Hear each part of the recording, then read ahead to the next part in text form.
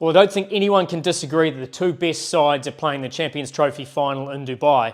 I, for one, thought South Africa might have got over New Zealand as they came into the tournament in great form, but New Zealand were outstanding last night in Lahore. Batting first, 2 centuries, Rachin Ravindra was superb. He looked like he was playing on an absolute road.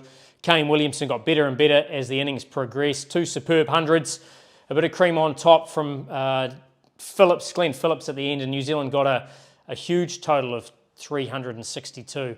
South Africa looked pretty good at the halfway mark, or just before that. Rassie van der Dusen looked in great touch. And then leading into that match, Mitch Santner came on, took the wicket of van der Dusen, then took Klaasen and Kohli. Got 3 wickets in a short space of time. The game turned, and Captain Mitch Santner was certainly the man to do that with the ball.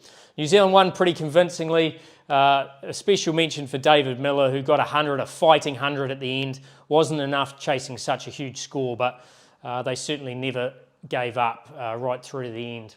India, in their semi-final against Australia, they were too good. On the back of a Virat Kohli chasing masterclass, we know how good he is in terms of chasing a target, being able to navigate his side to a victory. We saw another example of that. And then with Hardik Pandya and KL Rahul at the back end with the finishing touches. So all-round good performance from India. They've been the only unbeaten side to arrive at this final. New Zealand just the one loss to India in Dubai, but both sides I think will arrive with a level of confidence heading into the final. Now there are some key attributes of this final that have been talked about a lot in the media and social media. A lot of pundits have had their say about the fact India's travel, haven't had to travel a huge amount. For me, in a number of years' time, when you look at who won the 2025 Champions Trophy, there's no caveats. There's no stars next to it. There's no asterisks in terms of reasons why. There's only one name written on the trophy, and both of these sides will think they've got a good chance of being that team that will win. I can guarantee you New Zealand will not be complaining about the travel they've had to make or so forth. They've been fortunate they have played the one game at Dubai Stadium. Sure, the pitch will be different, but they are used to surroundings. And New Zealand have another chance to back up the 2000 Champions Trophy win with another one in a day or two's time. Now I'm going to go through the sides in a moment, but firstly we'll talk about Dubai Stadium and the attributes that they have. I for one thought there would be a little bit more dew at this ground at this time of year. Fortunately there hasn't been. Therefore, the toss is actually not a big factor. And I think that's great. Heading into a Champions Trophy final, you're not worried about who wins the toss. And certainly if you're an Indian fan and the fact Rohit Sharma has lost 14 in a row, it's not something you're going to lose a whole heap of sleep over. I think at the toss, from a tactical point of view, New Zealand will want to bat first. And they will want to do what they did against South Africa in the semi-final. The reason why I say that is because of this man here, Varun Chakravarti. He got 5 wickets against New Zealand in the last round robin game, or pool game.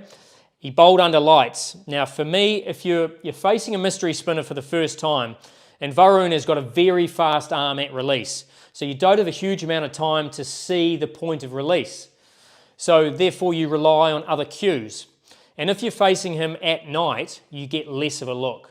So I think Varun Chakravarti will be a huge threat for New Zealand if he's bowling again under lights.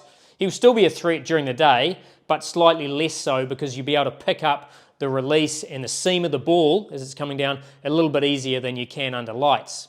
So I think that'll be a factor they will consider. They'll also want to get runs on the board in a final and then try and squeeze India and create some pressure. Now the other side of that is that'll probably be not too much of a worry from India's perspective. They are chasing experts. They've got so many match winners through their side. This man here is called the chase master for a reason. His record chasing is exceptional. Out of 105 wins for India chasing, he averages over 80. So, it's pretty clear that he doesn't mind batting second. And we saw another masterclass the other night in terms of manoeuvring the ball around. The pitch, regardless of which one they play on, it will be slow. It will look like it's dry. There might be a little bit more grass on it. There might not, depending on which one they choose, but it will be slow. And I don't think it will change a huge amount throughout the day. Now, even if there's not dew, there's still, under lights, there still becomes a little sheen on the surface, which lets the ball skid on a little bit better. Okay. Obviously, if there is dew, that sheen becomes bigger, and therefore the ball slides on better, and it's easier to chase under lights. I haven't really seen that a huge amount at the Dubai Stadium.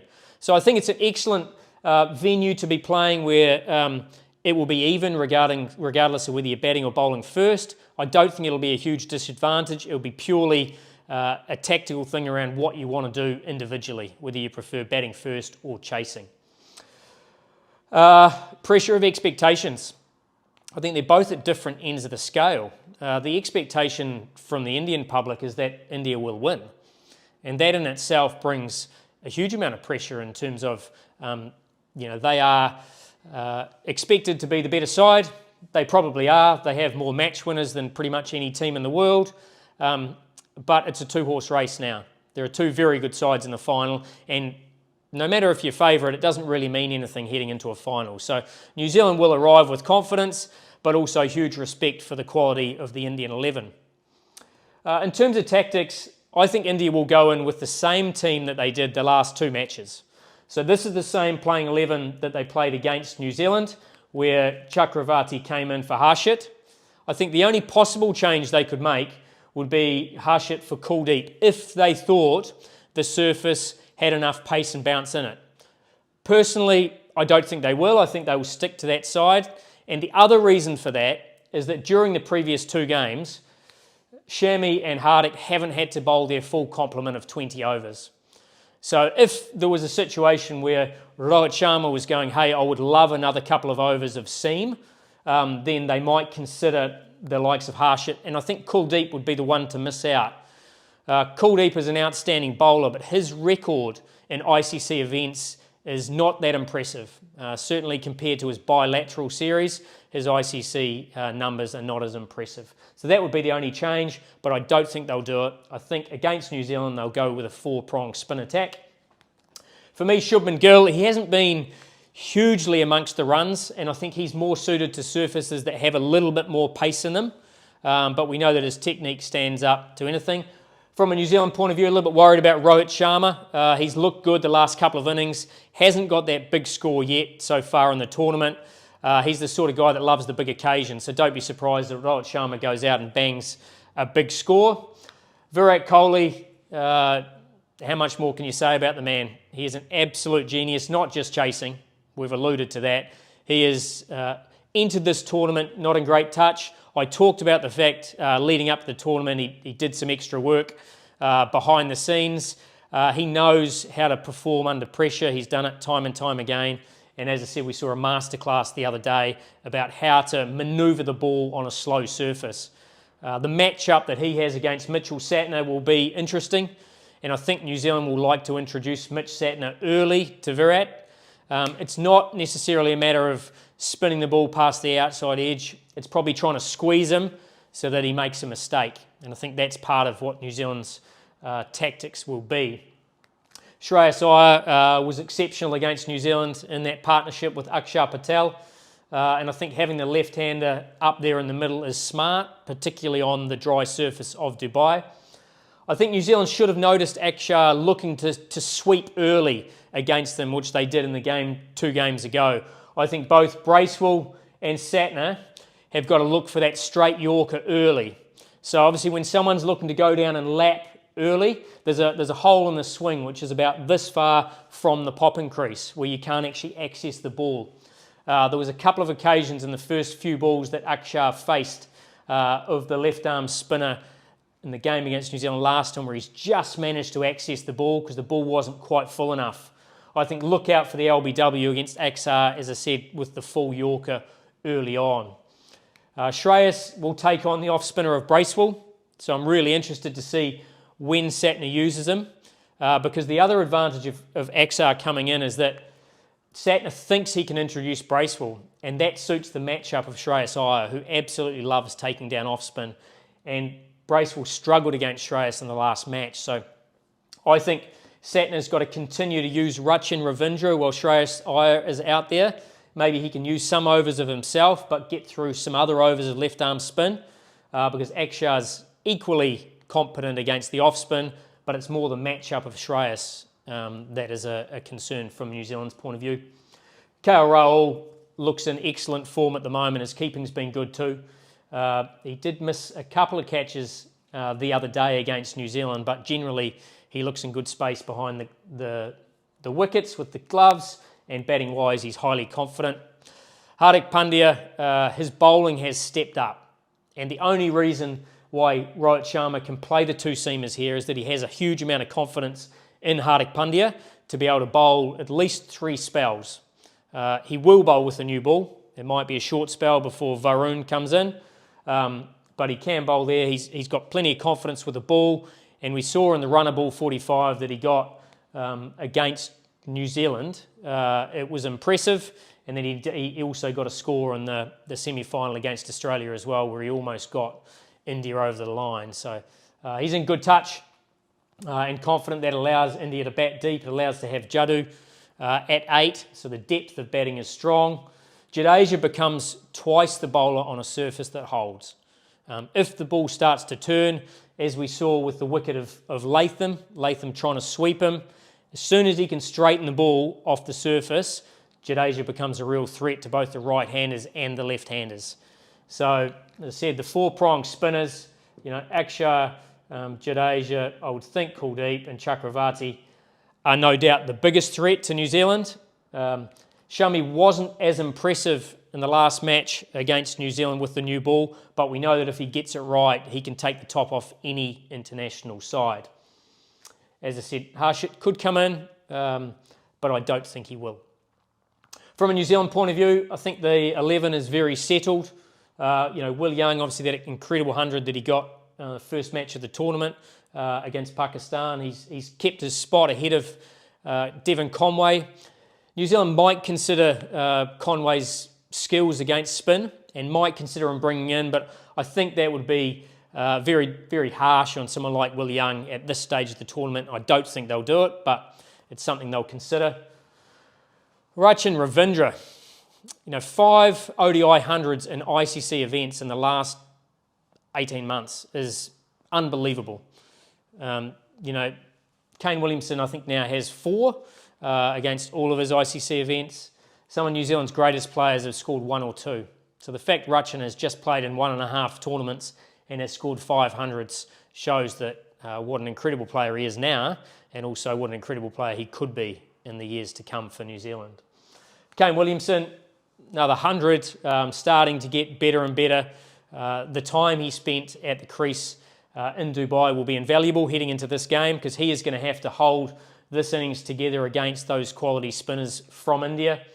Daryl Mitchell hasn't really got going. He got 49 in the last match. Once again, wasn't quite at his fluent best, but he will be, you will see plenty of reverse laps. You will see him wanting to go down the wicket and go downtown against the spinners. India know that, so they're bowling more back of a length to him.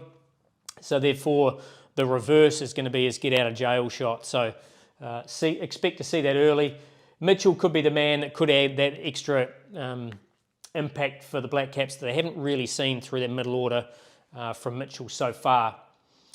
Latham, the left-hander, if the ball is turning, don't be surprised if he slots up in here at 4 instead of Mitchell. They had an opportunity to do that the other day and they didn't, but they might see that as an opportunity to break up these 3 left-handers here from 5 to 8. They might look at bringing Latham there and slotting Mitchell down 1. That would be the only shift that I would see in that order. Tom Latham is New Zealand's best player of spin, along with Kane Williamson, so he's got a huge role to play, particularly against the likes of Akshar and Jadeja. Being a big sweeper, he did get out sweeping the other day, but don't expect that will slow him down in the slightest.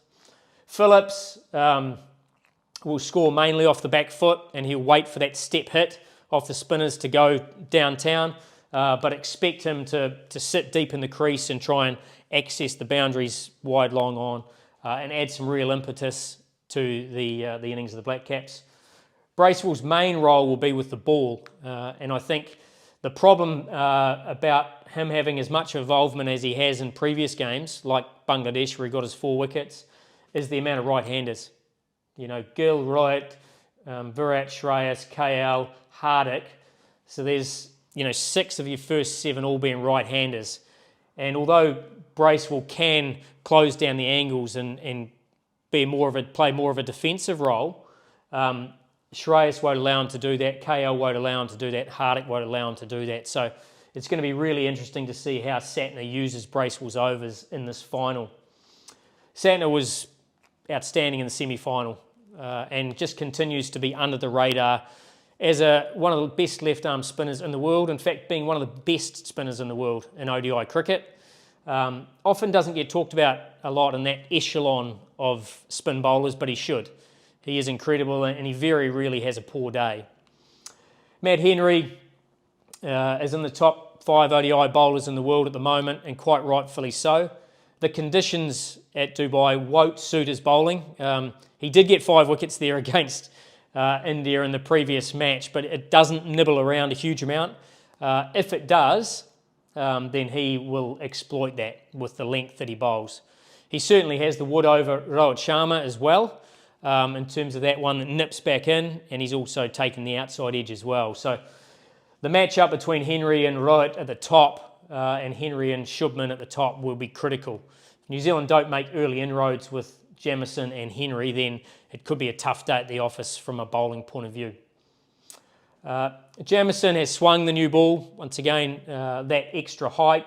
Him and O'Rourke will have to control the power play, and O'Rourke will be used more through those middle overs in terms of trying to attack the middle order with that back of a length stuff. But if there's not a lot of pace on the wicket, then he will be less effective than he would in some other surfaces. So, look, I've pretty much gone through the sides that I think will be playing the final, given some pretty in-depth information in terms of where I think they'll be used.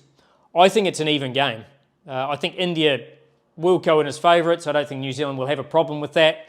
India will have a huge expectation to win. New Zealand, it'll be about getting that monkey off the back. Haven't won a big white ball trophy since 2000. Made the final 2015, the final 2019. Got knocked out by India in the semi-final of the World Cup 2023.